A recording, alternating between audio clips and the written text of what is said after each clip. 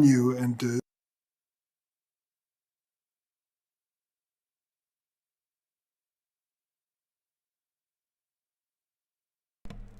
All right. Good evening, YouTube. I am Mrs. Dave the Lawyer, aka Jacqueline Leah. And tonight I think we're finally going to get through the Todd Blanche confirmation hearing. It has taken us like 6 or 7 days to go through it. It was a 2-day hearing. The first day was over 5 hours. The second day was nearly 3 hours. So, we've been in it.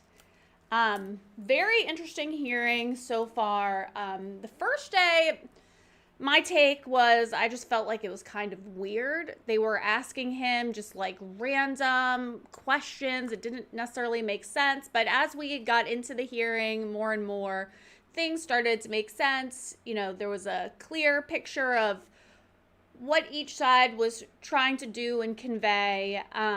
Today, the last hour should be pretty interesting. I believe Holly talks during this part, so I always love hearing Josh Hawley. So let's get this going so we can finally finish up this confirmation hearing.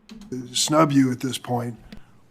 There's something else going on here. There's got to be, someone told me once in politics, there's always a good reason, and then there's always a real reason. What is the real reason why Todd Blanche does not want to meet with the survivors of Jeffrey Epstein? It appears from the outside reputational harm. And that is what I think is at the core of this, that he prioritizes the reputation of the administration over survivors of sexual abuse and of crime survivors in this country. Well, I hope the message goes out to all senators on both sides of the table. So this has come up quite a few times in this hearing, and I'm just interested in what the chat thinks. Like, why do you guys think that Todd Blanche did not speak with the Epstein survivors yet? I don't know why. Well, I'm really not sure why he wouldn't have as assistant AG.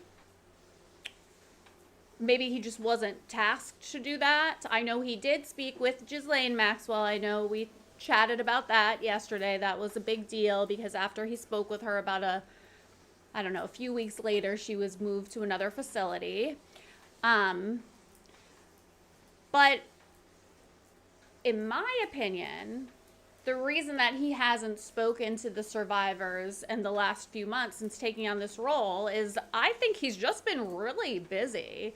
If you look at the record, at all the stuff that Todd Blanche has accomplished over the last few months, like, he's been really busy. That's just my opinion. I could just totally be making that up. But just looking at it objectively, that's what I think is going on. I'm sure he's going to talk with them now. I mean, it's come up so many times in this hearing. I would be shocked if he didn't. Not sure what they're hoping to accomplish with that. It'll be interesting. I don't know what is going to happen with the Epstein files in general. I mean, it's such a hot topic right now. I asked the chat yesterday,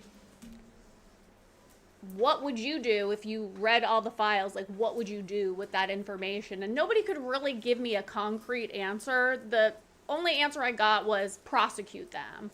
But that doesn't really mean anything, but that's a chat for another day. Let's continue. And I do want to say, to that end, we've been saying that we're not political. I've asked everyone, we've met with a lot of your offices on both sides, and every single conversation, Mr. Hawley, we had a great conversation with your office, right? It was amazing. And I feel so much hope leaving those spaces, actually. And when we had those conversations, it just felt like you see us as human beings. You don't see us like we have survivors on both sides of the aisle. We are not here to be political. These are just our stories. Like 17-year-old me, I promise you, not political. But so when we have these very real interactions in your offices, we hope that you can put politics aside. It was something so beautiful that we saw during the Epstein Files Transparency Act. There was a moment where Marjorie Taylor Greene went and sat right next to Melanie Stansbury, and that is a moment that will live in my memory forever because they crossed party lines for something that was really important. So I hope that you can all do that. Thank you, Mr. Chairman. Senator Hawley. Thank you, Mr. Chairman. Just on that note, Ms. Binsky, yeah. and for everybody who's here, all of the victims, thank you for being here. Thank you for standing up and telling your stories. Ms. Boss, thank you for being here and for telling us about your daughter. I'm sorry for what all of you have been through. So I want to say thank you and honor your voices and honor what you're doing. Ms. Hoyer, if I could just turn to you. You were President Biden's pardon attorney, is that correct? I was the Justice Department's pardon attorney. You made clemency recommendations to the White House whether or not to pardon inmates, is that correct? My job was to make clemency recommendations. And in that capacity, you recommended that the President of the United States, Joe Biden, grant clemency to all 40 federal death row inmates, all of them, clear them out, correct? Sir, as I told Chairman Grassley, I'm not free to discuss the recommendations. Well, that's what your memo says. I mean, we have your memo. Your memo of November 4th, 2024 says, and I quote, disparity and undue severity of sentence, which are present in many, if not all of these cases, have been recognized as grounds for clemency. And you went on to recommend in that memo and a series of other memos that are now recorded and public record that the President of the United States grant clemency to murderers, rapists, and the most horrible offenders, all of them, clear death row completely out. I'm amazed you've been called here today. I'm absolutely amazed by it. But let's just talk about the people who you recommended. You talk about honoring victims. The people who you recommended get clemency and live at the expense and sufferance of taxpayers for the rest of their lives. Let's start with Dylan Roof. Dylan was a neo-Nazi who murdered 9 African-American worshipers at a Bible study in Charleston, South Carolina, 2015. Do you remember this case? I do remember it very well. I would hope you did. Here's his victims. Do you want to look at them? There they are. 9 of them at a Bible study in a church, killed in cold blood. The DOJ knew from day one that he had decided, I'm going to quote from the prosecutors, decided to attack African Americans because of their race. He further decided to attack African American worshipers in a black church in order to make his attack more notorious. More notorious. And yet you recommended that he be granted clemency, live at the expense of taxpayers for the rest of his life, substitute your judgment for that of the American judicial system. Do you stand by that recommendation today? Sir, I'm not going to comment on the recommendations that I made, but I can tell you that Mr. Roof is going to die in prison as... He's going to live in prison for a very long time because of you, because of your recommendations. And here's what you said in your memo of October 30th, 2024. You said that actually Roof is not a compelling candidate for clemency, but you recommended it anyway. Why? Because he suffered from anxiety, you said. Right? He suffered from anxiety. Did it ever occur to you that maybe the family of his victims might suffer a little bit of anxiety because he marched into their church and murdered them in cold blood because he was an incredible racist and he wanted to get on TV? Sir. Do you regret it? I'm not going to comment on the Do you regret it? that I made to the president. Let's talk about Robert Bowers, a man who regularly spewed such vile hatred of Jews. It's unlike anything I've ever seen. He barged into a Pittsburgh synagogue in 2018 and he shot everybody he could find, killing 11 innocent people who were there to worship. A federal jury in Pittsburgh unanimously recommended the death sentence after finding him guilty on 63 counts. Here they are. They're his victims. Take a good look. You recommended clemency for this person who went in and killed these people just because they're Jews. The other guy killed people just because they're black. This guy killed people just because they're Jews. A jury recommended that he be sentenced to death, and you substituted your judgment for theirs, and now he's going to live. Are you proud of that?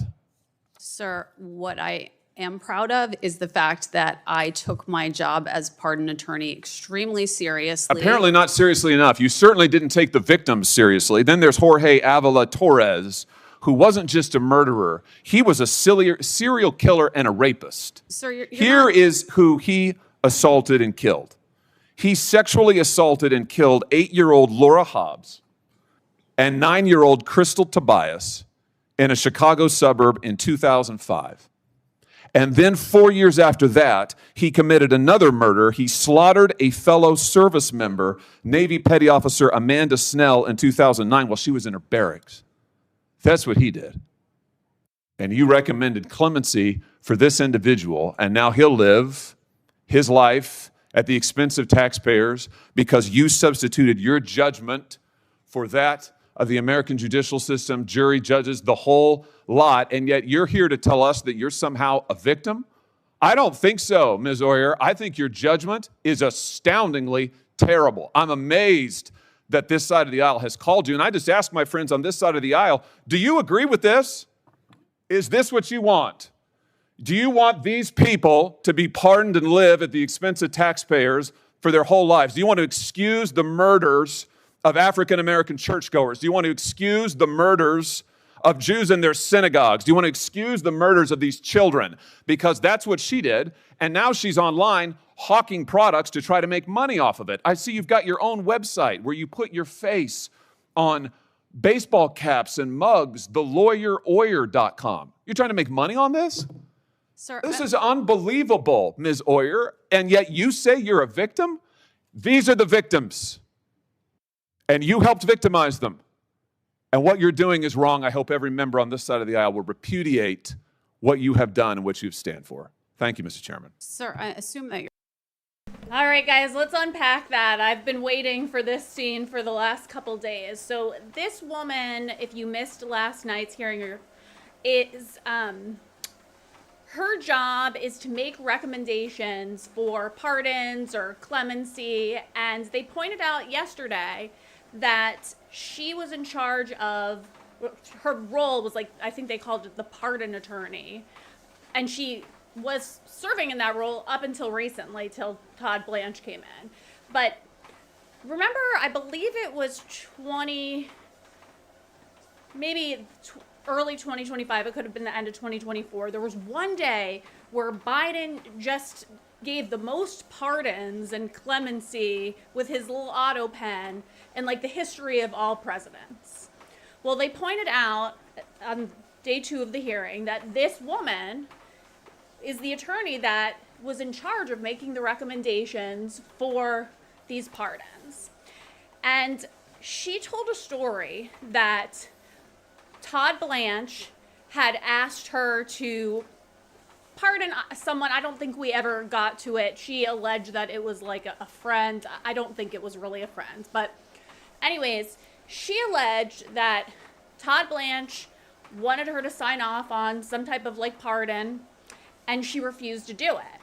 So he had her fired, basically, and she was telling the sad story that she's a victim, and, you know, law enforcement came to her door to deliver her letter, and, you know, maybe they were wearing their official uniforms and had guns, and that really scared her. And she told this whole story that, you know, she stands for justice, and, you know, she wasn't going to compromise her morals or her values for Todd Blanche and the Trump admin, and, you know, she would not sign off on this particular pardon. Well, what Mr. Hawley just pointed out is she was instrumental in this mass clemency. I don't know exactly how to say that. I'm probably saying it wrong, but she was the facilitator. She recommended that, I think it was 37 or 38 of the death row inmates to be taken off death row and have clemency on their sentence, which would mean that they would just finish out their sentence in jail. They would not be put to death. So this opens up like a giant can of worms, and I don't know what everybody's, you know, personal beliefs are about the death penalty. I mean, it's a hot topic. I don't know. I can see both sides. You know, I understand from a religious point of view, should we as human beings be allowed to put someone to death? I don't know, it's a moral issue. But at the same time, in states that the death penalty is legal and enforced, these people should have to, I don't want to not live out their sentence, but, you know, if they were sentenced to death, they were sentenced to death. We have a huge appeal process. They typically exhaust all of their appeals before, you know, they get killed. But the issue that I have with what she did, and the issue that I have with the life in prison versus the death penalty in general, is that we pay for those people to live in prison all of their life. Some prisons, you know, are terrible, terrible conditions. But for the most part, prison in the U.S. is not that bad, especially compared to other countries. You know, we make sure that our inmates are treated like humans. They get free health care. They get their 3 meals a day. You know, they have a bed to sleep on. They're clothed. They're housed. You know, we talked about Ghislaine Maxwell's conditions in prison camp yesterday.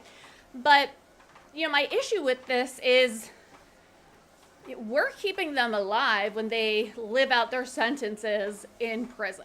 That's our taxpayer money, and it's expensive. And the other issue that I have is, you know, we have allowed the prison system to be privatized, and it's a big moneymaker for people that own private prison systems. And I don't know if anybody ever watched Orange is the New Black, but, you know, they addressed this and addressed how these private prison systems, you know, they want to do everything possible to keep people in prison and to keep them coming back because they make money. They get money from the government for every inmate they have in there. I kind of have an issue with that. If somebody really committed a heinous, heinous crime, like what Josh Hawley described with those 3 inmates, and a jury and a judge put them on death row, I have an issue with them being taken off death row and having to live years, even decades, on taxpayer money. The other issue with that as well is the impact it has on the surviving victims and their family members. And I just want you guys to think about this. Like, how would you feel? Let's say you had a loved one get brutally raped or murdered by some criminal. He was put on death row. He's about to, you know, have his death sentence. You're planning to go and watch and like finally feel like you have justice and get that relief because that person's not in the world anymore. And then this lovely lady decides, you know what? No, we're just going to take all of the death row inmates off death row and they're just going to live out their lives in prison. If they get cancer, great, because our taxpayer money is going to treat their cancer and all kinds of diseases because that's the humane thing to do and that's what we do in prison. So, like I said, I can see things from both points of view, but I do tend to lean towards the right, where if somebody commits a heinous crime like that and they've exhausted all their appeals and they're scheduled to get the death penalty, I think they should get the death penalty. I really do. What's your opinion? Tell me in the chat. Okay, but then before I go back, the reason I wanted to pause this here is because, again, she was portraying herself as a victim of Todd Blanche. That Todd Blanche is this mean AG and that he only fired her because she didn't do as he asked and didn't, you know, recommend this pardon that he wanted. And I really don't think that that's what's happened. I think that she's obviously leans towards the left and makes her decisions based on her party. I think she is somebody that's a perfect example of weaponizing the justice system, you know, based on your party's rules. So she tried to portray herself as a victim and that Todd Blanche fired her unjustly because he was politically motivated. But the reality is she's not a victim. She doesn't care about victims. She doesn't. She took no consideration in what the victims of these 40 murderers on death row would feel if they found out that these criminals were taken off death row. And she just did, you know, what she wanted. So let's continue. Your questions directed at me were rhetorical and that you're giving They're not a speech. rhetorical at all. I asked you to respond and you said you wouldn't. So what I did is I read to you what you have said. I quoted verbatim. And I'm happy to keep doing it. In fact, I'd ask now, Mr. Chairman, that this report, Restoring and Strengthening the Federal Death Penalty Report, be entered into the record. It contains information regarding Ms. Hoyer, her recommendations, and the track record of all of it. The written records are here. I ask to be entered into the record. It'll be, Ms. Hoyer, take a minute to respond if you want to. Thank you, Chairman Grassley.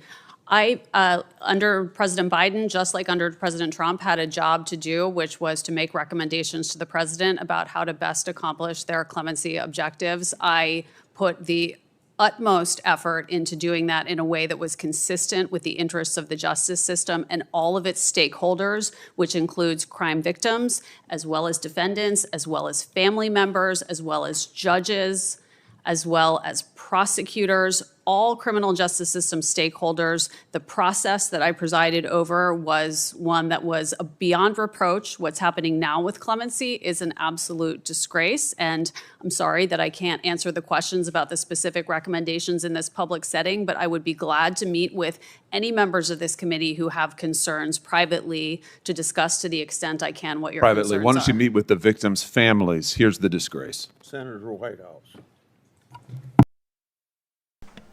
Just want to read some of these comments. They're a little bit confusing. You have been brainwashed if you think your money goes towards prisons. That money goes directly in politicians' pockets. Why do you think they all live in big houses and drive expensive cars? Okay, so I see what you're saying. You're saying that our politicians allegedly or potentially maybe launder our tax money and put it in their pockets and buy cars and houses. That could very well be true. I'm not disputing that. No evidence to support that, but that's a theory I'm sure a lot of us have thought about. But it is true that our taxes do fund our prison system. And if you don't think that our tax money funds our prison system, like, where do you think they get the funds? Just curious, like, if you don't think that it's tax money that pays for prisons and inmates, where do you think, or who do you think pays for that? It's 100% taxpayer money. The government pays for inmates, for a prison system. That's just a fact. All right, let's continue. Thank you, Chairman. Mr. Ashcroft, welcome back to the Senate. You knew Jim Comey? Okay, hold on one second, because I love to address these particular comments to set the record straight. So Marcus wrote, Corin wants Blanche to have in writing that he won't bring back the J6 insurrection slush funds. Okay, let's talk about this. I don't know, this is maybe the 10th time. There is no J6 insurrection slush fund. It never existed. That's just a propaganda buzzword that you're hearing from Dems or CNN or whatever. Trump sued the IRS because they illegally allowed his private tax information to become public. They settled with him, and part of the settlement was this fund. And this fund was specifically supposed to be for people that felt like they were politically persecuted, okay? So anybody that qualifies could apply to receive funds from this settlement that Trump negotiated with the IRS. Now, here's the thing. One of the attorneys that represented a lot of the J6ers had mentioned that he was going to encourage some of his clients to apply for these funds. And I believe there was another famous or infamous J6er that also may have stated publicly that he was going to apply to receive these funds. But there's nothing in the settlement that said that these funds were specifically for anybody that participated in J6. It actually has nothing to do with J6 whatsoever. But the left and the MSM, they love to use this as like a buzzword, propaganda. So don't believe that. It's not true. Literally anybody who felt like they were victimized could have applied, but it doesn't even matter because it's been blocked. It's been blocked. Nobody has ever received a dime from that fund whatsoever.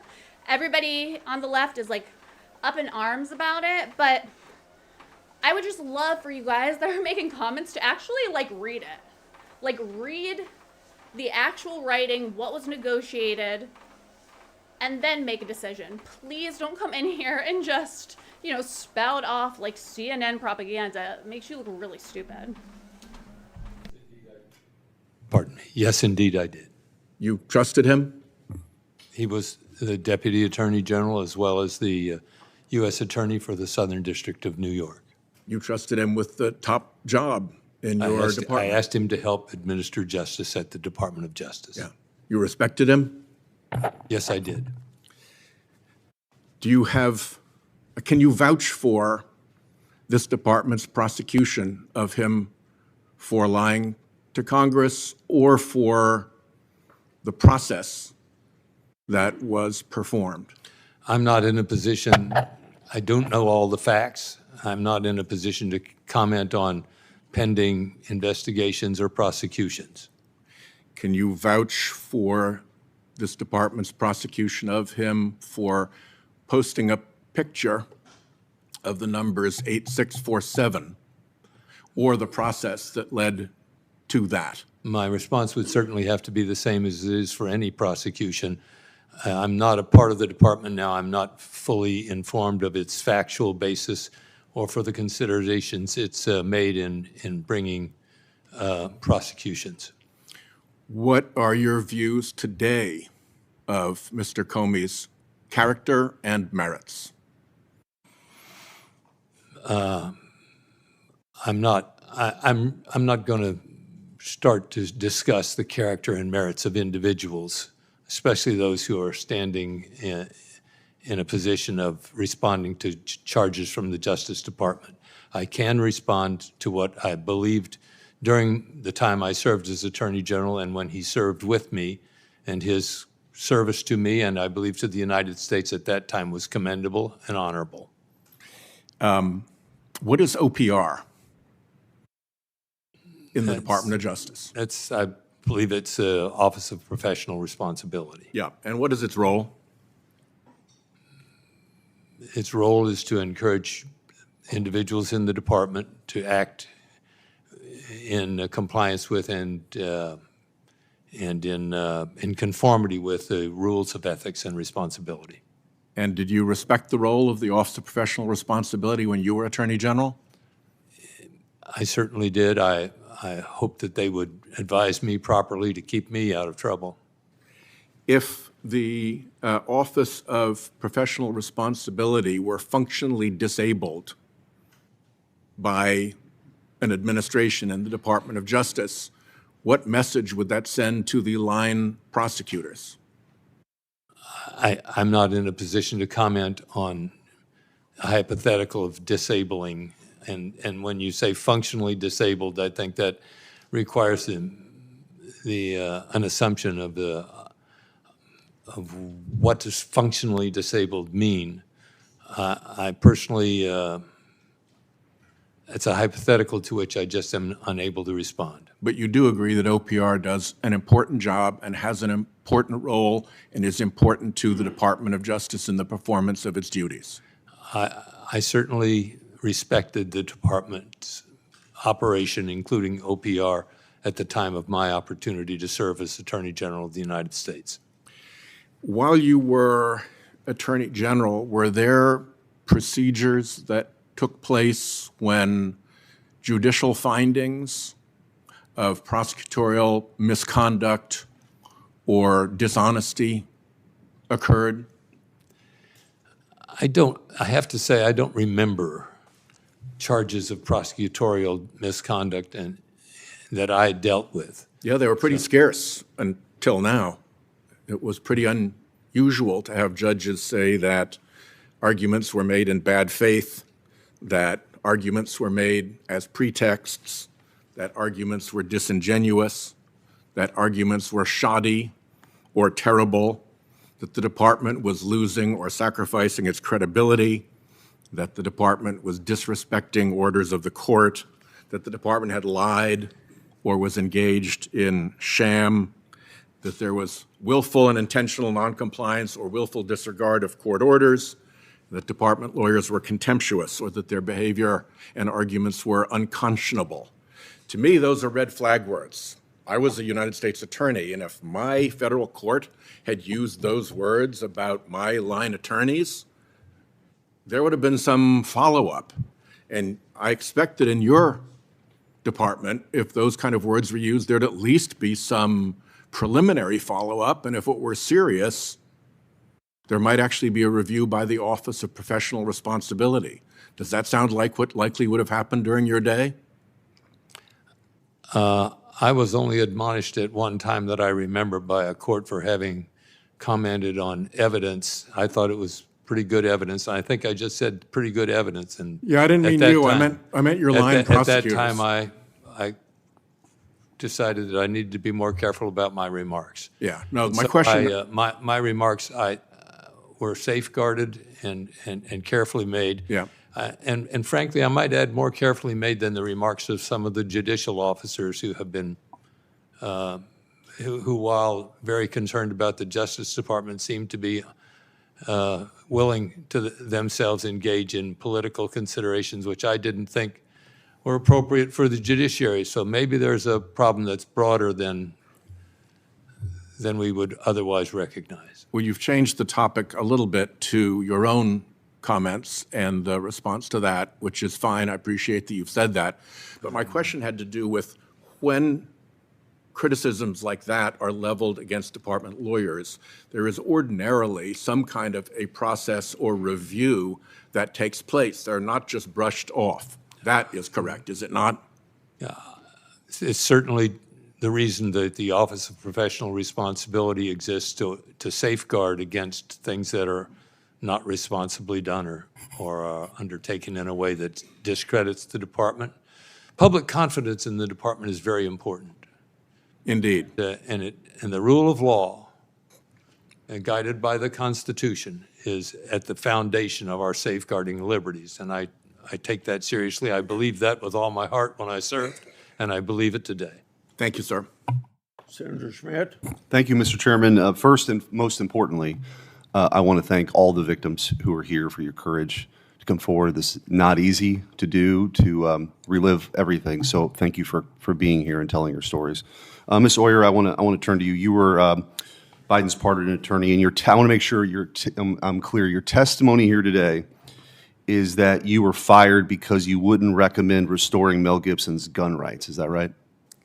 I was fired just hours after I declined to make that Okay, recommendation. you can't think of another reason why you might have been fired.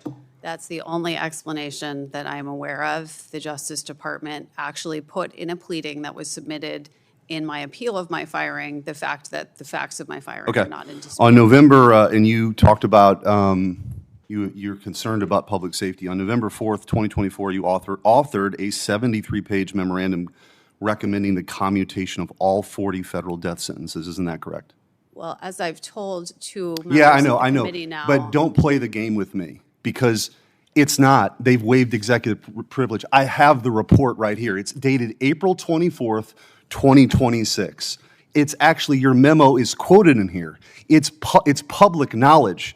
And the idea that you would come here, you know that already, you would come here and disparage somebody else and not be willing to answer questions about how you commuted the sentences of murderers is ridiculous. I can't believe that you're here to do that. I don't have the authority to commute Do you deny sentence. it? Do you deny that you authored the memo? I'm not sure which memo you're referring to. I'm referring to the November 4th, 2024 73-page memo. Do you deny authoring it? I can't say without having It's ridiculous. I can't believe you did. You did, and everybody in America and in the world can pull it up. So it's a ridiculous. Like a Do you also? That looks like a document that has DOJ's logo on the cover. Yeah, and it quotes your letter. It quotes your letter. I don't know. You're losing credit. You should just admit it. You should just admit you authored it. Everybody knows you authored it. So I'm not going to waste any more time on your convenient little game you're playing here. You also authored and recommended the commutation of the Boston Marathon bomber, the Tree of Life synagogue murderer, and Dylan Roof. We all know this. How many pages of the 73 pages did you dedicate to victims? Because you expressed your concern over victims. How many pages were dedicated to the victims? Sir, I don't have the memo. I can tell you 3. In front of me. 3 pages. 3 pages were dedicated to the victims. So I also happen to have, I made a special access request last year under the Presidential Records Act for documents from the Biden White House on the abuse of pardons and commutations. We recently got those documents. I want to show you a couple. Here's one.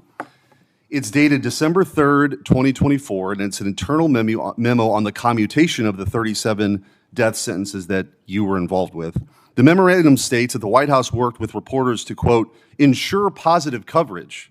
It says the White House gave advocates, the elected officials, resources and key messaging to amplify the news.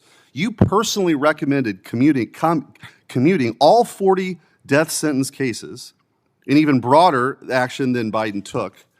Again, that included Dylan Roof, the Boston Marathon bomber, the Tree of Life synagogue shooter. Did you know that the White House was using your recommendations as a PR stunt? Sir, I have no idea what document you're referring to currently. Well, let me just ask you in general, did you know that they were planning to message around your commutation? Sir, I was not an employee of the White House. Okay, I I'll didn't take work- that as a no. I'll take that as a no, but they used your ridiculous recommendation as a veneer of legitimacy. Document two. I was called here to talk about Mr. Blanche's nomination. Yeah, I for know that's what Attorney you thought General. came here to talk about. But the reality is your credibility is gone. You can't come here and do the political bidding of the Biden administration.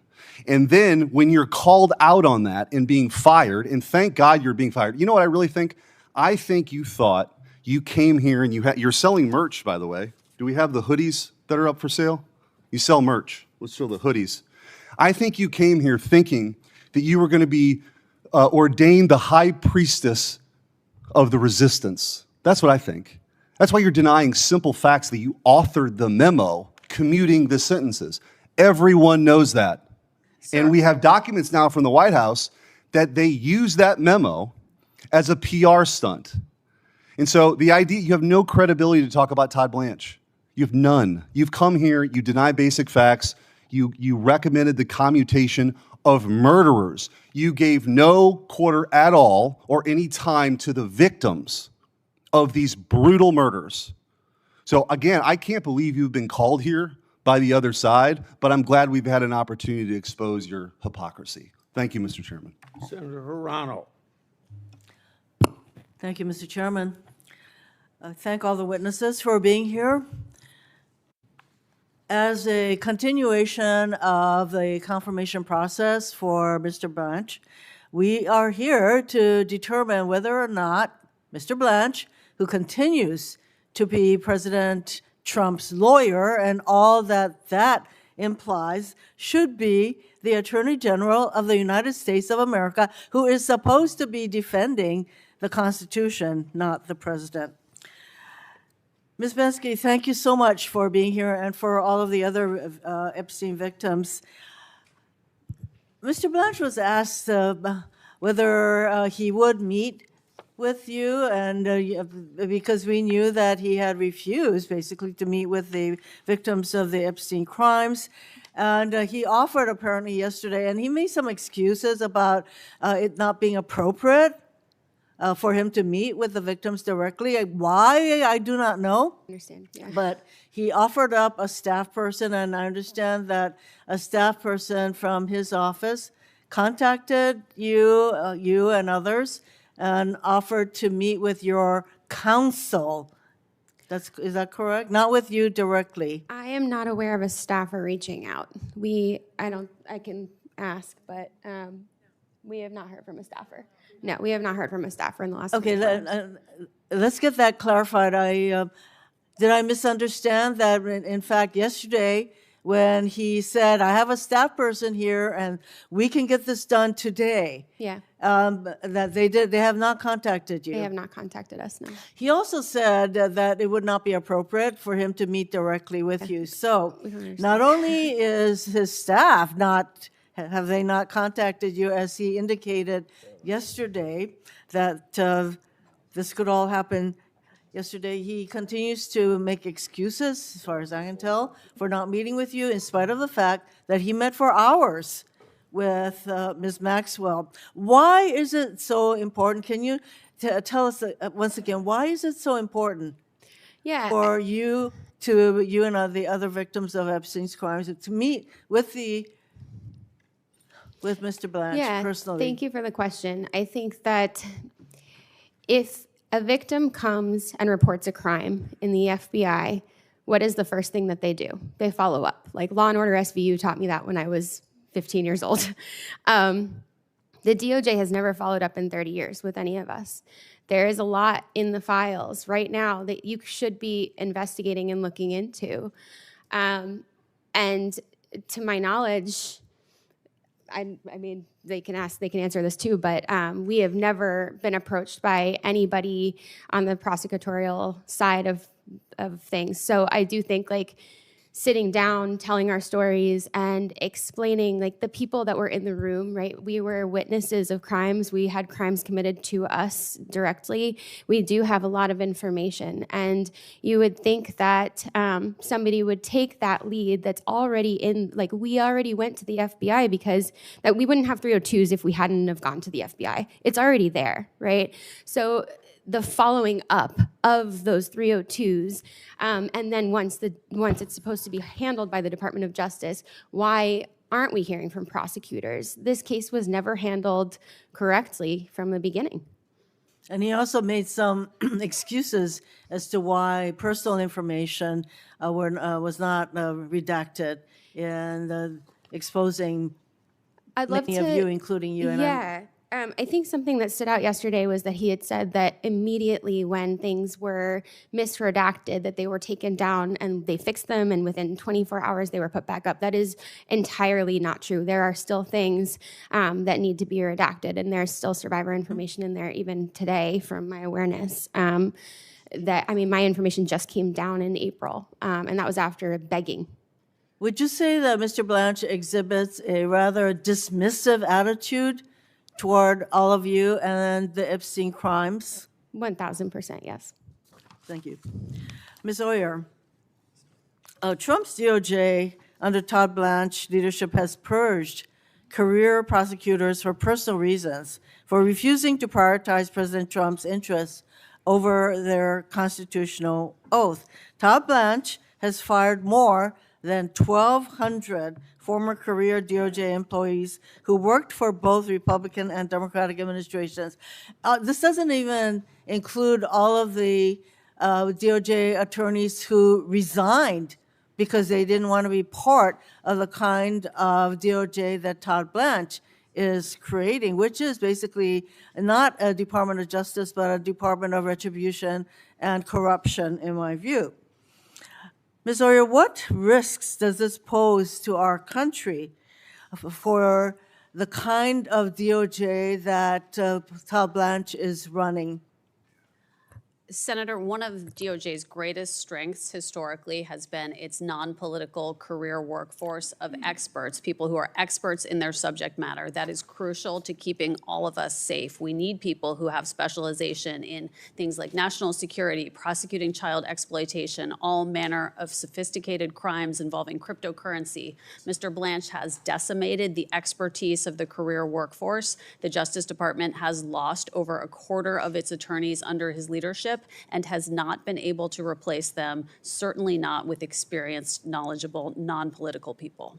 I think the DOJ is very much losing its credibility. And as Mr. Ashcroft mentioned, the credibility and trust in DOJ is very important. The rule of law is very important. We have a president who does not believe the rule of law applies to him, and his attorney, Mr. Blanche, is helping the president, proceed with his basically anti-rule of law agenda. I thank everyone for testifying today. Thank you. Senator Booker. I just want to start off by saying, Ms. Oyer, I hold you in the highest esteem and respect, especially what you're doing now as a private citizen. You use a platform to educate people about the law. It is technical, but yet accessible. And the badgering you just endured, it should be completely unacceptable. You were asked to comment on things you didn't have before you. The treatment here, to me, is just outrageous, and I apologize on behalf of the United States Senate. This idea that as a private citizen you can't sell things is insulting to me when we have Kash Patel, our sitting FBI director, selling merch on his site. When you have a president of the United States hawking the Bible. And yet you as a private citizen who has a platform to inform people about the law, how dare we make such an accusation when the mockery of justice, the exploitation and the grifting off of their offices has never received criticism from that side of the aisle. And yet they want to demean you as a private citizen for engaging in commerce. That's ridiculous. In addition to the fact that you were a career public servant for your entire life, you were a public defender, underpaid, overworked, not for a year, not for 5 years, but for years. The dignity and the service you have brought, no matter whether we disagree with your politics or not, should merit the praise of every single senator here. So I apologize for what you endured. I thank you for the service you've given to this country. And on matters of horrible killings, horrific acts, these are complicated matters. I hold here, and I'll submit this for the record, people who were victims, families, survivors, who wrote letters to the President of the United States asking not to have the death penalty put there. And I understand there's differing views, but you are put in those complicated decisions to write career memos for the president to make decisions about who's pardoned and not. And so I am sorry. What I witnessed, I came late to the hearing, was just unacceptable to me. And I am grateful, as somebody that follows you, that reposts your content, I am grateful that you're here. Thank you. I want to say, I didn't hear that on the microphone. Senators enjoy praise. So what did you say? Thank you, sir. Thank you very much. I appreciate that. I appreciate that. I just want to say, before serving as a pardon attorney, I pointed out that you were a federal public defender with clients in the Bureau of Prisons. Was it customary process for transferring a Bureau of Prison prisoner from a low security prison to a minimum security camp? Was that standard practice? That was unheard of. Unheard of. It's against BOP policies. What role does the Deputy Attorney General usually play in that process? Usually the Deputy Attorney General would have no role in designating or transferring inmates. No role whatsoever, yet the Todd Blanche went directly and met with him. Are you aware of any person serving time for child sex trafficking like Ghislaine Maxwell being transferred from a low security prison facility to a minimum security camp? I have never heard of that. It would be an egregious violation of the Department of Justice's own rules. Ms. Banksky, how do you feel knowing that the Deputy Attorney, Todd Blanche, went to meet with her for 2 days and then gave her a cushy transfer while he would not meet with you, and then lied to this committee yesterday saying he was barred by the law, which a first-year law student can know the difference of? How did that make you feel? It's devastating for survivors, and I'd like to add to that Annie Farmer, a victim and survivor who testified in Ghislaine Maxwell's hearing, actually wrote a letter to Todd Blanche immediately after that and requested a meeting with him regarding the move and the transfer, and she's never heard anything back at all. It is insulting to heap upon survivors the indignities that he has by not even meeting with you, yet he transferred a sex offender to a cushy camp against BOP policies. It sounds like she got a sweetheart deal while he released your personal information, your address, phone numbers, images, and yet he seems to be favoring the victimizer and not the survivors. I'm out of time, and it's honorable to see Mr. Ashcroft here, sir. I know you. I know your record. We may have disagreed on policies, but I also know you would never, when you were reviewing a merger, you would never go out to dinner with the parties of that merger. It would be unacceptable for a person that is supervising a matter to attend a social event with those people before your lawyers. It's about ethics. It's about the appearance of impropriety. It's about following the law. This nominee has not followed the ethics laws. has not followed the urgencies for avoiding the appearance of improprieties, has broken a bipartisan law passed by Congress, has demeaned and degraded survivors of sexual violence, and has shielded the president by some kind of deal we know nothing about that allowed her now to be transferred to some cushy camp that has never been done before with sex offenders. This man should not be in this office. I cannot believe we're going through this farce when his record alone should make him disqualified, not to be the Attorney General, but for even being employed by the federal government. Thank you. Senator Welch. Thank you very much. First of all, Ms. Boss, thank you so much. And I fully support your advocacy that the Department of Justice have as a priority, focusing on victims. And I also want to express to the Epstein victims my appreciation for allowing me to be with you yesterday and be so uplifted by your support for one another and all you've done to ennoble the rights of victims and the strength of victims to recover. Thank you very much. Mr. Ashcroft, I wanted to first of all say we seem to have a problem in Missouri with attorney generals not being able to keep their job. They all end up in the U.S. Senate. You started quite a trend with Mr. Hawley and Mr. Schmidt. Well, in all deference, it should be remembered that a very important member of the Senate named Jack Danforth That's right. had previously served as Attorney General of Missouri. So myself excluded, I have been privileged to be in a line of individuals that I believe have rendered very significant and valuable service to this nation. Well, I think you, thank you, and I agree with that. And I think, first of all, I want to express to you how much I've admired your career. And I think that being an Attorney General is probably the most difficult cabinet position. And one of the things that's required is that you give advice to the president, and it may be advice he doesn't want to hear. And, you know, I remember March of 2004 when you were recovering from an illness and Mr. Comey was the acting Attorney General. And the president's counsel came to your hospital room and wanted you to sign off on a security law that Mr. Comey, in his opinion, thought was not legal. And you said that was Mr. Comey's decision because he was the acting Attorney General. Is that right?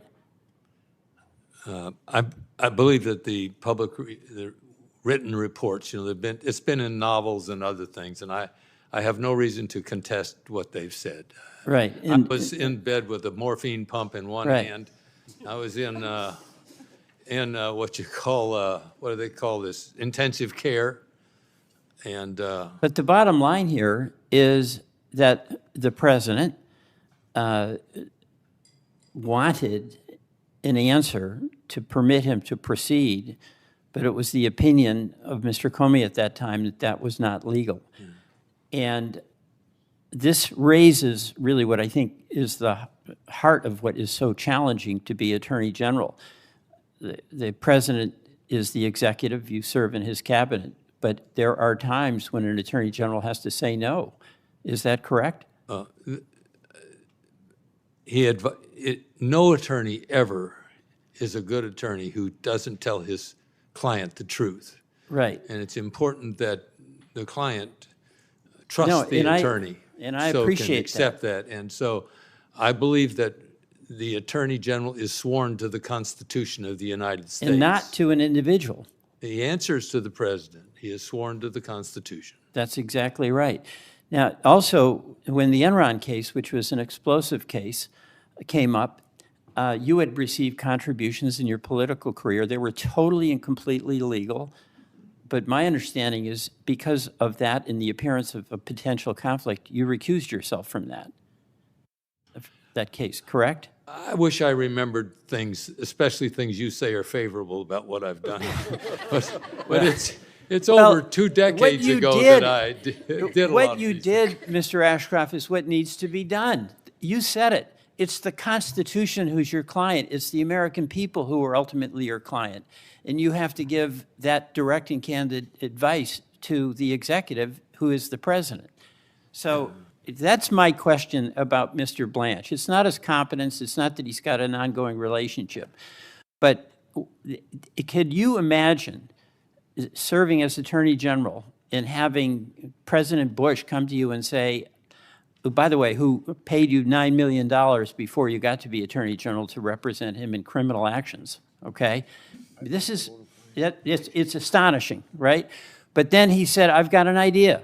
We're going to sue the federal government for $10 billion, and you're going to represent the IRS, and then why don't you work out a settlement where there's a $1.7 billion fund that I control. Would you see anything like odd about that? I didn't have that situation. I didn't have a president that had been the subject of illegal disclosure of his activities. No, but criminal disclosure. I want to get to your judgment on this because but I swore to tell the truth, the whole truth, and nothing but the truth. That's a big challenge in an oath, and so I want to give my answer and not your answer, although I respect your question. No, but what I'm asking, you have incredible credibility, incredible character, incredible credibility is kind of almost like Senate speech. Right, but unbelievable believability. I mean, no, yes, I was in this body myself and sat on that side of the dais, but well, you wouldn't have had that reputation if you were a senator. I mean, this is because you stood up to the president. Oh yes, I would. I was honest as a senator. I have to. I confess my faults from both eras, both my legislative. I'm just going to finish. Thank you for your indulgence. But number one, when you saw that there was the appearance of a conflict, you did not continue representing the government in the Enron case. Number two, when it came to a president's demand on something of vital concern to the president, a national security law, surveillance law, where it was the opinion of your department that it was illegal, you stood up to the president and didn't cave. I respect that, and I believe that's the obligation and the burden of whoever serves as our Attorney General. Mr. Blanche does not share that. I thank you for that respect. I hope when I grow up I live to do things right. Senator Tillis. Mr. Ashcroft, and to all the witnesses, thank you for being here. Mr. Ashcroft, I told the chairman, or I told the chairman's staff I had one question, but like John Kennedy, it has two parts. My first question, Mr. Ashcroft, I mentioned yesterday that I'm disturbed with the political physics going on today. If you think about the Obama administration, they had vindictive prosecutions. President Trump came in, more or less matched up on some of it. President Biden comes in, goes a little bit further, and this administration seems to me, when we're doing 8647, we're doing indictments for that, unless there's other, it's an active investigation, but that's a reason to bring Mr. Comey and do a perp walk because he arranged shells 8647 on a beach in North Carolina. That's all we know right now. It just seems like, it seems to me like there's a continuing, this exceptional nation we are. Americans always want to do better, get bigger, higher the next time. Am I wrong, or am I perceiving a continued escalation of prosecutions, that some of which really, because of the way that they're being adjudicated, they're not being successful? It just seems to me that we're like shooting, shoot, ready, aim on some prosecutions. And I'm not only talking about the current Trump administration. I'm going back to the Obama era. Do you agree with me that there seems to be a trend that each administration, we seem to be upping it of late? I'm not sure I could quantify any disenchantment.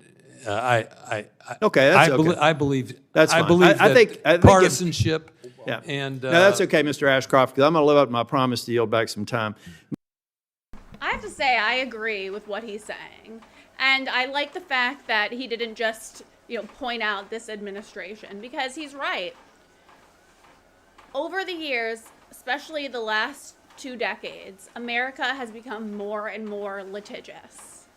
And we really need to revamp that.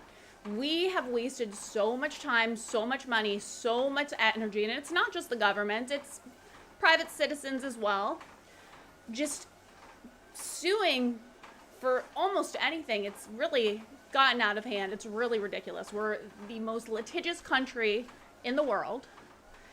And to be honest, the only people that really win are attorneys, for the most part.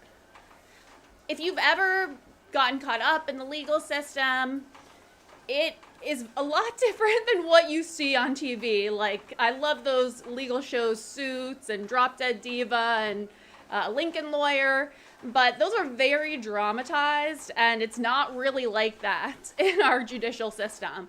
But the fact is that we have become way too litigious. We need to change that as much as possible because it wastes all of our time and all of our money. We need to focus more on stopping violent crimes, in my opinion, rather than just go back and forth with these politically motivated lawsuits. It just wastes everyone's time, and it gets, everyone on here all like upset, and it's so polarizing and it's unnecessary. We have a lot of problems in our country that need to be addressed, but we waste way too much time going back and forth and using our justice system for politically motivated things or just to tie up an administration. That, in my opinion, should be illegal. It should be illegal to stop progress and to weaponize the justice system. But I don't know how we could change things.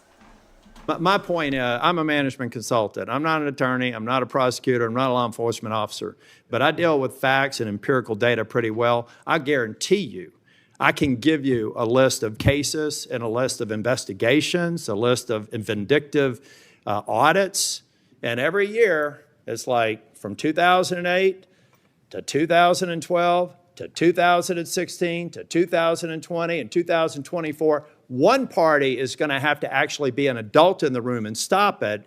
And our members here need to stop having situational ethics where they're only opposed to it when the other party's in power. But that was not my question. Yesterday, before the hearing, and Mr. Blanche, I have a positive predisposition to, just so that everybody knows. I have not made a final decision. But Mr. Blanche said very quickly yesterday that he would meet with the victims, the Epstein victims, today, if it could be arranged. Well, right now, the markup, if you all don't know procedure here, after this hearing is done today, next week we'll hold it over. The earliest possible markup would be 2 weeks from now. And because it seemed to me that Mr. Blanche was willing to say that he would meet with them and counsel. I understand the restriction that counsel has to be present. I expect that meeting to occur before I'm willing to vote out of this committee. And I'm trying to get to yes, but this is a very important part of getting to yes. There should not be any reason why, based on what Mr. Blanche said yesterday, if he said that he would do it today, then he can certainly do it over the next 2 weeks. Thank you, Mr. Chair. I yield back. Yeah. Talking about what you said, what advice or how political Attorney General office is, I remember that Holder said he was a wingman for President Obama. That's exactly right, Mr. Chair. And anybody who comes up here and steps up on their pulpit, and then all of a sudden I can go back and see of record the absolute silence of Democrats when Biden and Obama did the same thing. I'd love to see a Democrat who has taken the position that I have with an administration that shares my jersey, because that's the only way this nonsense stops. Senator Schiff. Thank you, Mr. Chairman. Mr. Adler, thank you for being here and for your many years of service. Ms. Oyer, likewise, thank you for your courage at the Justice Department and for your willingness to speak out. Ms. Boss, I'm just heartbroken for your loss and very much appreciate your advocacy. And Ms. Bensky, thank you for your willingness to speak out and for all of the Epstein victims that are here. I'm glad the Attorney General finally acknowledged that he could meet with you. I was perplexed when he said somehow that he was prohibited. That's simply not the law, and I hope that meeting takes place. Mr. Ashcroft, thank you for your service. I wanted to ask you about some remarks the Attorney General made when he said that he thought the president, he was asked about the president targeting his political opponents and enemies for prosecution. And I don't subscribe to what I think is a false equivalence. We've never seen a president behave this way, where he openly and privately calls on the Attorney General to prosecute his enemies. And I want to ask you about that, Mr. Ashcroft, because I just feel like Dems have such a bad memory when it comes to the last 4 years with Biden and Biden's DOJ. Do you not remember when you went to Trump's home in Mar-a-Lago and searched like Melania's underwear drawer? That wasn't like a weaponization of the DOJ whatsoever. Nobody thinks that. It's okay if it's on the right. Like, that was unprecedented. That's never been done to a former or sitting president ever. I know like some of you think that it's funny. Ha ha ha, I hate Trump. Like, I'm so glad that they did that. But it's not funny.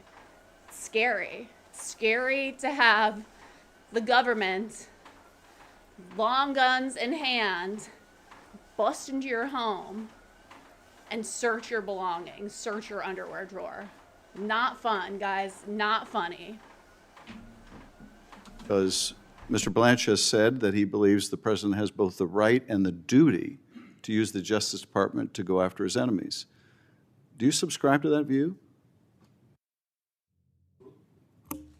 Thank you, Senator. I believe that the Attorney General of the United States has the right and responsibility to enforce the law uniformly. And if the law has been broken by the president's enemies, he has a duty. They do not become exempt from following the law merely by their enmity to the President of the United States.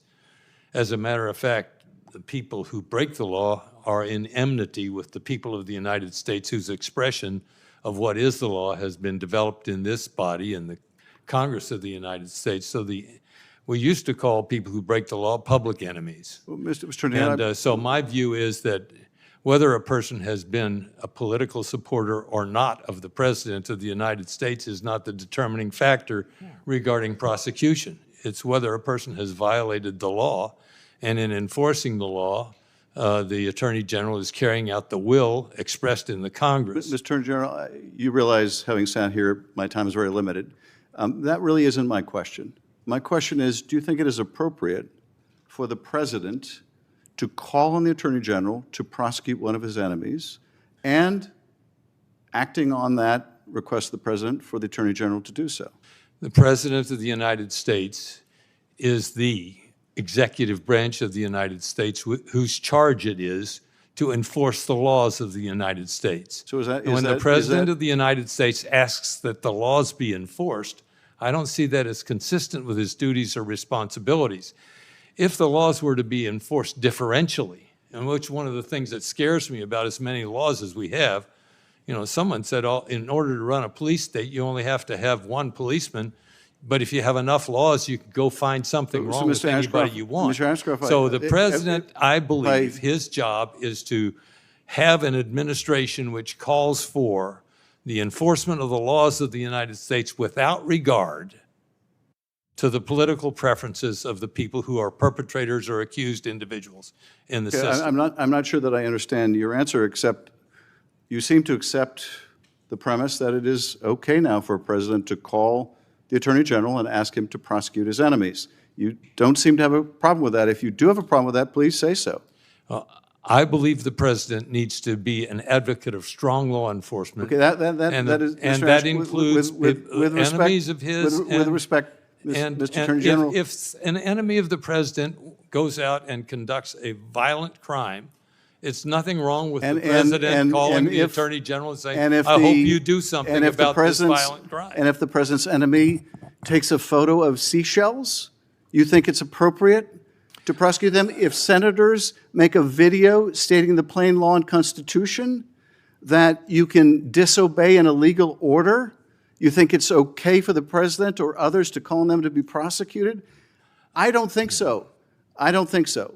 And I don't think you would have done that as Attorney General. I hope you wouldn't have. If you would have, you were not the Attorney General I thought you were.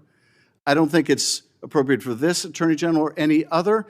And I don't remember seeing, notwithstanding the false equivalence I hear expressed so many times from my colleagues in this committee, I don't remember any Democratic president calling the Attorney General and saying, you need to prosecute him, and you need to prosecute her, and you need to prosecute them, and you need to go after this organization. We have never seen that before or anything like it. Anything like it. And generic statements, oh, they all do it, is simply not the case. And by making that argument, it just further erodes the wall of independence that I'm sure, Attorney General, you remember after Watergate, when because of the abuses of President Nixon, there was an effort to make the Justice Department independent from the White House, not completely independent in the sense that the president couldn't set general priorities. I want you to emphasize these cases and these cases, whether it's immigration cases or drug cases. That was always appropriate. But what has never been appropriate, and particularly so after Watergate, was for the Attorney General of the United States to break that wall and call on his Attorney General to prosecute his enemies. And I would say even without any basis to do so. And this Justice Department has been willing to do so and has gone before grand juries, and we have never, I think, seen the likes of this either in these high-profile cases where the grand jurors, in some cases to a person, have refused an indictment. How often did you have that happen to you, Mr. Attorney? Last question I'll ask you. How often, Mr. Attorney General, did you seek an indictment as a prosecutor and have not a single grand juror vote to indict? Did that ever happen to you? I don't know. I just don't know. I thank you, Mr. Chairman. Senator Brett. Thank you, Mr. Chairman. Appreciate all of you being here today, witnesses taking your time to be in front of us. Before I start, I want to say thank you to Attorney General Ashcroft for being here today and your service to our country, both as Attorney General and as a United States Senator. And also thank you for your kind words about Senator Graham. Really appreciate it. Mrs. Boss, thank you for sharing your story, reliving the worst day in your life, being willing to tell your story so that people hear it. Really appreciate it, and I'm so sorry for your loss. We're going to talk a little bit in a second about people needing to meet with survivors, which I completely agree with, and victims. Let me ask you a question. Do you think that when someone is killed at the hands of an illegal alien, that their representation in Congress, senator, congressman, should meet with that family? Absolutely. Of course. It's my understanding that there are many angel families that cannot get meetings with their senators. Have you heard that? Absolutely. It happens all the time. As a matter of fact, the lovely and kind words from Senator Durbin, I am his constituent. This is the first time I've ever spoken with him. I haven't spoken with him. He spoke to me. Well, I hope, and I'm sure that, I heard actually the ranking member yesterday talk about the need for the Attorney General to meet with victims, which I support, and I certainly am hopeful that he will, and others, will meet with you. Yes. So, Sheridan Gorman and other names need to be said, and I think the accountability that we have in this room for other people, we should be able to have it for this body as well. So I certainly hope that you get your face-to-face meeting that you deserve. I would hope so. We've had several laws introduced, legislation introduced in this last session that have been completely ignored. And there hasn't been any way to really get in and talk to anybody, especially those who are opposed to those legislations for whatever reason. Well, thank you so much for elevating your voice. Ms. Bazinski, am I saying that right? It's Bensky, yeah. Okay, gosh, I'm going to have to try. I am so sorry for everything that you've been through, and thank you for your courage, for being here today and being able to elevate your voice. I completely support your quest to be able to be heard, to obviously for victims to be protected, and for us to pursue every lead possible. And, you know, I do believe after my conversations with the Assistant Attorney General that he is going to pursue those. Let me ask you this. Were you asked in the previous administration, did you ever have an opportunity to sit down with the then Attorney General, Merrick Garland? We did not, but there were active investigations going on because of Ghislaine Maxwell's hearing. So, but did you ever have a face-to-face with him? No. No. Did y'all request a face-to-face? This was before a time that I was comfortable coming forward. It was just this last September that a group of us felt like we had met each other. And a huge part of this has been finding the collective voice of a sisterhood and understanding that we weren't isolated in these experiences. Absolutely. And let me ask you this. Did you, was there ever, because I know that my colleague, Senator Blackburn, really wanted to make sure that you all had an opportunity to tell your story. Mm-hmm. Are you aware of any Senate hearings that were held under the previous administration that tried to I don't personally bring have light that to this information because, again, I just came forward really in September. Well, thank you for coming forward. Thank you. Thank you so much. Mrs.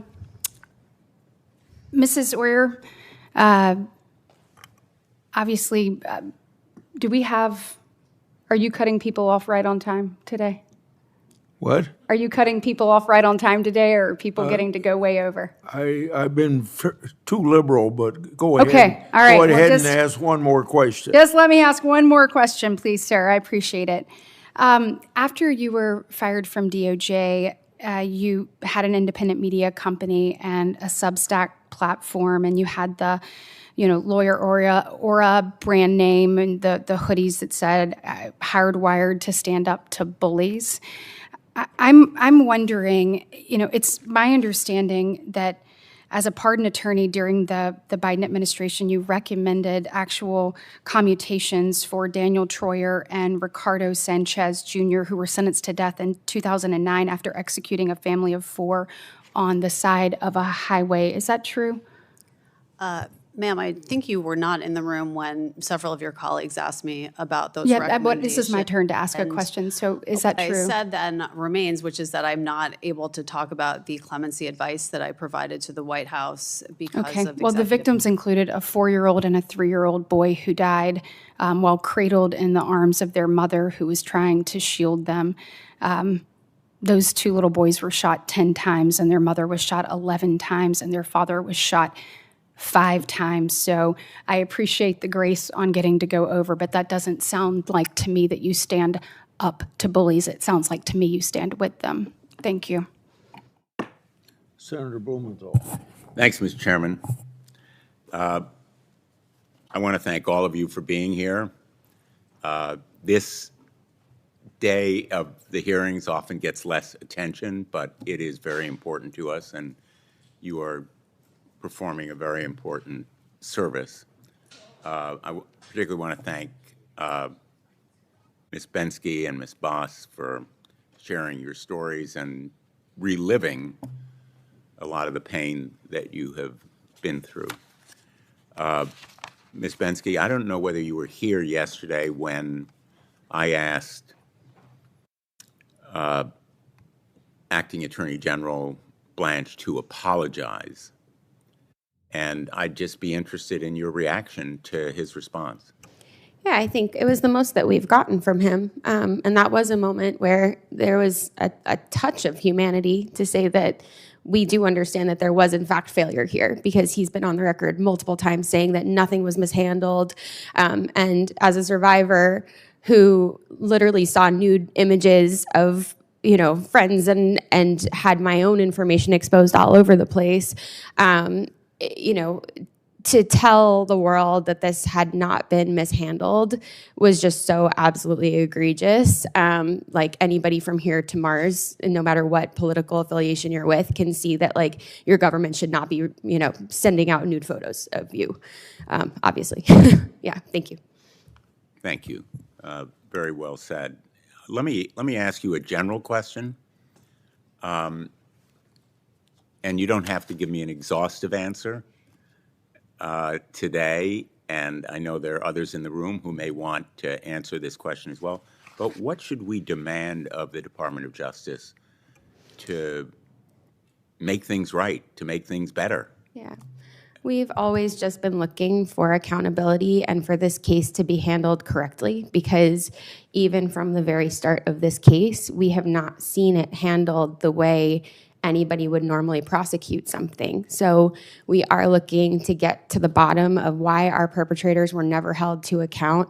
How does the largest sex trafficking ring in this country exist when only 2 people have been found even remotely? I mean, Epstein's dead, but Maxwell is the only one who has been held to any sort of account, and she's in a lower, a lower security penitentiary at this point. So, I think we are owed answers, and we are owed, justice. For us, we get that question a lot of what does justice look like? I think, yes, the culture shift is part of it, but really, like, having your government stand up for you and stand up for what's right. And, there's a chilling effect that it sends to survivors everywhere when their government is outing their personal information. Other survivors are not going to want to come forward, right? And so we need to make sure that we are getting all the information with these cases. So I think we really just hope that the government will take it seriously and start investigations. Accountability. I don't think we're going to see it with the Epstein files. I feel like this whole thing has just turned into a lot of political theater, a huge psyop. And I don't know if we'll ever know the truth. And I'm not trying to be pessimistic, but I don't know if we'll ever see any prosecutions related to the Epstein files other than Jeffrey Epstein and Ghislaine Maxwell. I wish I felt differently. I wish I could say that I felt hopeful that we're going to see justice, but I just don't think that we're going to. The whole thing is very confusing, in my opinion. I don't really understand the materials that they put out, what was redacted, what wasn't. I don't understand the purpose. I really don't. I mean, I would love to hear everybody's take on it, but if I had to go on Kalshi and make a bet, I would bet that we're not going to see justice for the Epstein survivors. But that's just my take. I hope other people are a little bit more hopeful. I just don't know. I don't see what's going to happen. I really don't. Accountability, yeah, always. And I think a working hypothesis here is that accountability is difficult when rich and powerful people are potentially... It's always been the vulnerable versus power for this case, for most sex trafficking cases, or all sex trafficking cases, really. And it is about how the powerful consistently exploit the vulnerable. And that is what we see a lot. I mean, I have a 6-year-old son, and I teach him that accountability matters every single day. And I hold him to account. Why can't we hold our government to account? Well, I will just say your voice and face has been a very powerful antidote to the wealth and power that may be brought to bear here. And I hope that this forum will encourage you and others to come forward as you've done so courageously. Thank you so much. Yeah, I do also want to mention that Virginia Giuffre has been monumental in all of this, and I think it would be unfair to not name her because her deposition holds the key to quite a few things. So if you started her deposition, you can start really investigating. Thank you. Ms. Oyer, I want to ask you about the pardon that I mentioned yesterday. I asked Todd Blanche about it. David Gentili, sentenced to 7 years for a multi-million-dollar fraud scheme that involved a 7-year sentence. He served 12 days of it before he was pardoned. He boasted to his fellow inmates that he was going to pay $2.5 million to someone to get him out. Father Frank Mann told one of his parishioners that he had talked to President Trump to get David Gentili out of prison. These are facts that have been publicly reported. The investigation into the potential impropriety of this pardon was shut down, allegedly, by high officials in the Department of Justice, talking to the U.S. Attorney in the Southern District of New York, Joe Nocella. I know you're not familiar with the facts. I'm not going to ask you whether you believe that that reporting is true. Mr. Blanche never denied it. He basically said, well, it was a leak. Sometimes leaks actually involve truthful information. But the point that I think is lost here is that that pardon involved $16 million in forfeiture to innocent victims, many of them retirees who were depending on that money to survive. And he will no longer be required to do restitution. So his ill-gotten gains, some of which he may have used to pay for his clemency, so to speak, are not going to go back to the people who were cheated, his victim, as a result of that pardon and clemency. So I guess my question to you with this.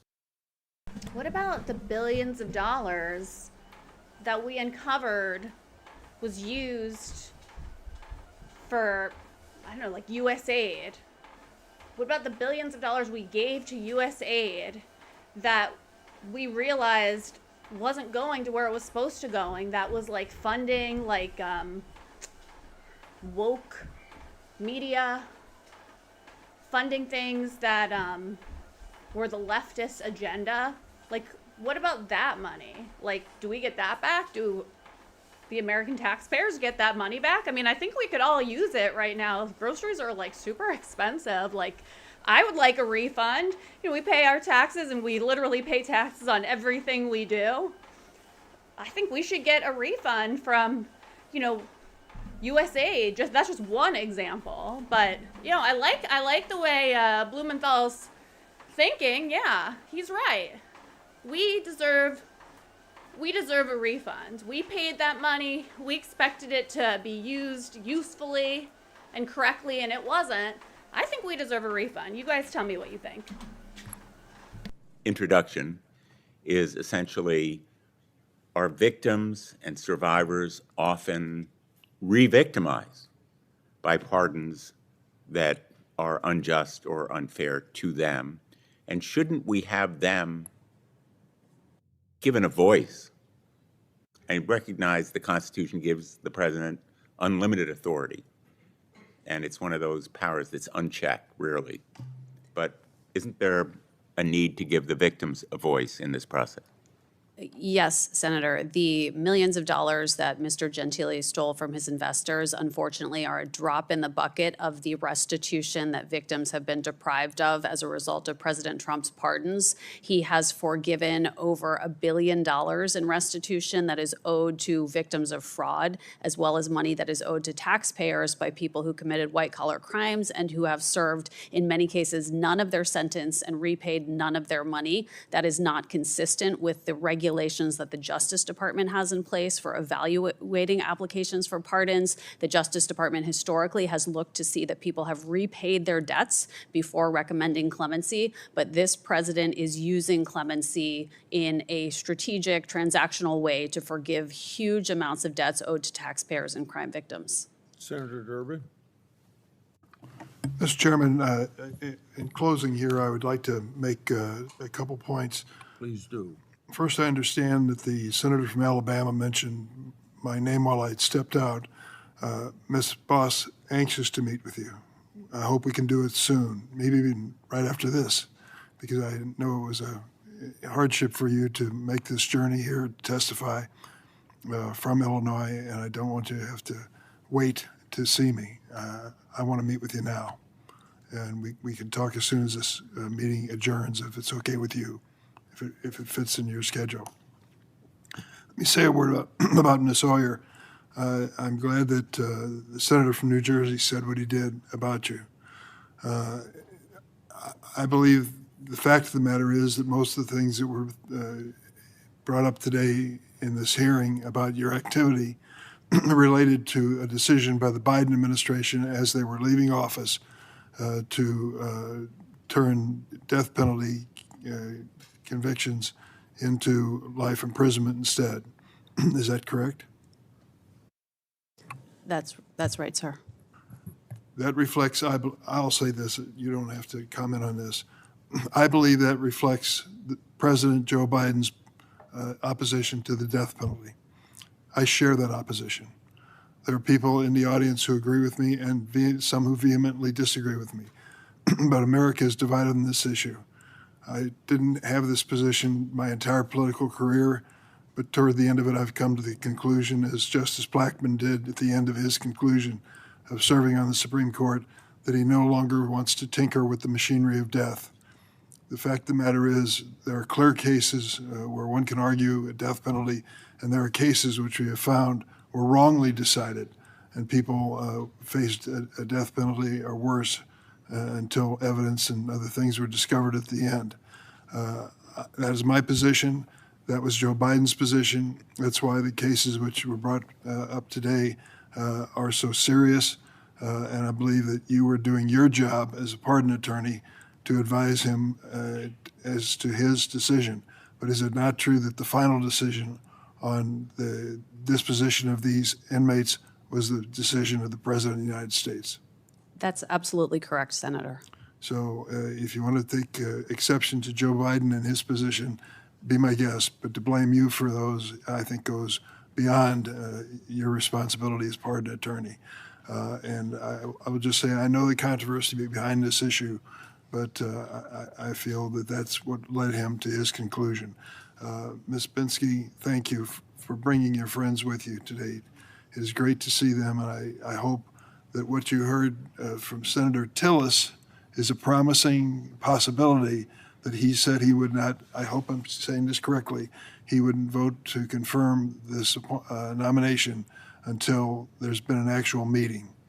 That would be a dramatic work of progress for us to reach that point. And because you had the courage to stand up, not only you, but your friends, we have achieved that, I believe. I hope that's the fact. Thank you, Mr. Chairman. Yeah. Thanks to all of our witnesses for being here today and for traveling the long distances some of you have had to go. We're grateful that you did it. For all the members of this committee, written questions to these witnesses here are due on Wednesday, July 22, this year at 5 p.m. The hearing is adjourned. So real quick, because, this hearing today, they said a lot about Trump and, his pardons. And I do agree. I've looked into this, a few of the pardons that Trump served, and I do think some of them probably shouldn't have happened. But to be fair, Biden and his auto pen served the most pardons and clemency we've ever seen. And I just want to highlight a few, because we need to be fair. So there was one case, it was a $53.7 million municipal embezzlement he pardoned. The Pennsylvania Kids for Cash judicial corruption scandal was pardoned. A tax shelter scheme involving more than $1.6 billion in evaded taxes, pardoned. Also, a fraud scheme involving roughly $389 million in restitution, pardons. Then bank fraud, mortgage fraud, wire fraud, tax evasion, campaign finance violations, and government false claims, all pardoned under Biden. The most egregious white-collar clemency cases under Biden were Rita Crundwell. Her remaining sentence was commuted despite stealing approximately $53.7 million from Dixon, Illinois over roughly 2 decades. Michael Conahan, the former Pennsylvania judge involved in the Kids for Cash scandal, had his remaining sentence commuted. The scheme involved judicial corruption tied to private juvenile detention facilities and affected thousands of children, probably ruined most of their lives. Paul DeGardis, his sentence was commuted after he helped create fraudulent tax shelters that generated more than $7 billion in false deductions and allegedly enabled clients to evade over $1.6 billion in taxes. Mark Dreyer, the former attorney's sentence was commuted despite a massive investment fraud scheme that resulted in approximately $389 million in restitution and a forfeiture judgment of roughly $746 million. Biden also pardoned or commuted people convicting of bank fraud, wire fraud, mortgage fraud, tax evasion, embezzlement, securities fraud, healthcare fraud, money laundering, government benefits fraud, and public corruption. The largest source of controversy was Biden's December 12, 2024 commutation of nearly 1,500 people who had been serving sentences on home confinement since the COVID period. And then let's not forget, Biden also issued unusually broad pardons to Hunter Biden and several other Biden family members. Hunter's pardon covered any federal offenses committed or potentially committed from January 1st, 2014 through December 1st, 2024, including his tax and firearm cases. The other family pardons covered possible nonviolent federal offenses over a similarly broad period, although they did not identify specific fraud convictions. So, I just wanted to point that out because if we're going to say that Trump is this terrible president because he pardoned, white-collar criminals, okay, that's fine, but let's call a spade a spade. Biden did also, and I don't think many people know that, number one. And number two, I don't think it ever gets brought up in these hearings because everything is about Trump. But anyways, I'm so happy we finally finished this hearing. It took us a long time. Blanche is confirmed. And then tomorrow, I am going to restream. I believe there's a Fauci hearing tomorrow. So that should be really interesting, and we can restream that. Well, thank you guys so much for joining me tonight, and I will see you back here tomorrow.